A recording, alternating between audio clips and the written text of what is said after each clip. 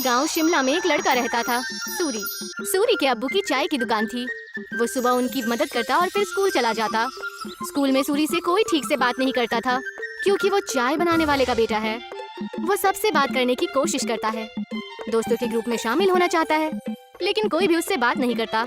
और अगर वो बात करने की कोशिश भी करता तो सारे लोग उसका मजाक उड़ाने लगते। हे, कोई मेरे साथ वीडियो गेम खेलेगा? हाँ, मैं खेलूंगा। अरे चाय बनाने के लिए नहीं, गेम खेलने के लिए बुला रहा हूँ, तू रहने दे। सूरी को बहुत बुरा लगता है। वो घर आते ही मुंह फुलाकर बैठ जाता है। सूरी के अब्बू ये देखते हैं और उसके लिए खाना लेकर आते हैं। अरे क्या हुआ सूरी, तू मायूस क्यों है आज? ले खाना खा ले, तुझे अच्छा लगेगा, ले। पापा, कोई और काम क्यों नहीं करते? आपको इतने सारे कामों में से यही काम मिला। चाय बनाने में क्या बुराई है? दिन में सबसे ज्यादा लोग इसी के बारे में सोचते हैं। नहीं, मेरे दोस्त तो मजाक उड़ाते हैं, मुझे अपने साथ खेलने में भी शामिल नहीं करते। बोलो कौन सा खेल खेलना है, अभी खेलते हैं। आपके साथ नहीं, उनके साथ खेलना है। ये कहकर वो वहाँ से चला जाता है बिना खाना खाए। सूरी के अब्बू को ये देखकर बहुत बुरा लगता है कि उनकी वजह से उनके बच्चे के दोस्त बहुत दूर जा रहे हैं। उसके पिताजी चाय बनाने के साथ दूसरा काम भी ढूंढने लगते हैं। वहीं स्कूल में बच्चों को ट्रिप पर ले जाने का प्रोग्राम बनता है। कुछ दिन बाद आप सभी बच्चों को एक जंगल ट्रिप पर ले जाया जाएगा। सभी बच्चे उसी तैयारी के साथ आएंगे। सारे बच्चे खुश हो जाते हैं। सूरी घर आकर ये बात अपने अब्बू को बताता है। पापा, मुझे स्कूल की तरफ से जंगल की ट्रिप पे ले जाया जा रहा है। मुझे जरूरी सामान पैक करके दे दीजिएगा। अरे वाह, ये तो बहुत अच्छी बात है। अपने सामान में एक छोटा बर्तन जरूर लेकर जाना, वहाँ अगर कुछ पकाना हो तो काम आ सकता है, ठीक है? जी पापा, जरूर। और हाँ, तुम्हें एक और बात बतानी थी। मैं नई नौकरी ढूंढ रहा हूँ, तुम्हें अब अपने दोस्तों के सामने शर्मिंदा नहीं होना पड़ेगा और वो तुमसे बात भी करेंगे। सच पापा? हाँ। सूरी खुशी से पिताजी के गले लग जाता है। कुछ दिन बाद उस जंगल ट्रिप पर जाने का दिन आ जाता है। सब उस जंगल में पहुंचने के बाद ट्रैकिंग शुरू कर देते हैं। मैं सबको 4 ग्रुप में बांटूंगा, जिसमें एक लीडर भी होगा। वो सब एक साथ में रहेंगे और अपना काम करेंगे। सब अपने लीडर की बात मानेंगे, समझ गए ना? सब अपना बैग लेकर ट्रैकिंग शुरू करते हैं। अरे किसको लीडर बना दिया? इसको तो चाय के अलावा कुछ नहीं आता। सब हंसने लग जाते हैं। सूरी को बहुत बुरा लगता है। कुछ दूर चलने के बाद वो थक जाता है। चलो यहाँ रुक जाते हैं, थोड़ा खा पी भी लेते हैं।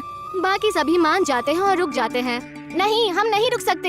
अगर हम रुके तो लेट हो जाएंगे और कुछ ही देर में अंधेरा भी होने वाला है। लो, लीडर बना दिया तो अब हम पे हुक्म चला रहा है।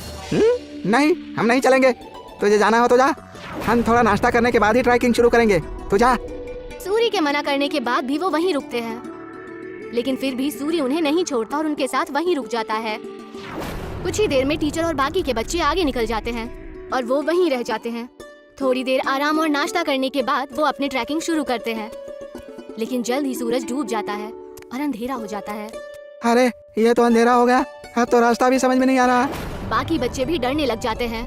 कुछ ही वक्त में ऐसा मोड़ आ जाता है जहाँ से रास्ता पता करना मुश्किल हो जाता है और उन्हें वहीं ठहरना पड़ता है। अब तो मुझे भी रास्ता नहीं पता। मेरे ख्याल से हमें आवाज लगानी चाहिए। तुरंत ही वो चारों टीचर और अपने क्लास के विद्यार्थियों को आवाज लगाते हैं, लेकिन बात नहीं बनती। हाँ, टीचर, टीचर, अरे कोई हमें सुन रहा है? हम खो गए हैं, कोई है? सब चिल्लाते हैं लेकिन कोई भी जवाब नहीं आता।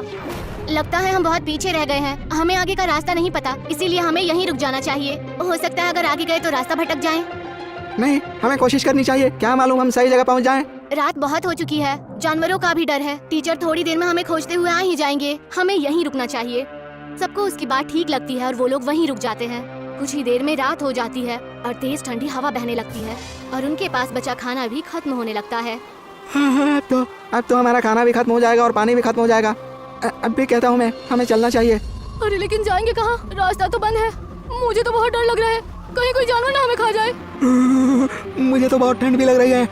हाँ, मुझे भी। मैं आग जलाता हूँ और सब लोग आग जलाते हैं। कुछ देर जलने के बाद आग कम होने लगती है।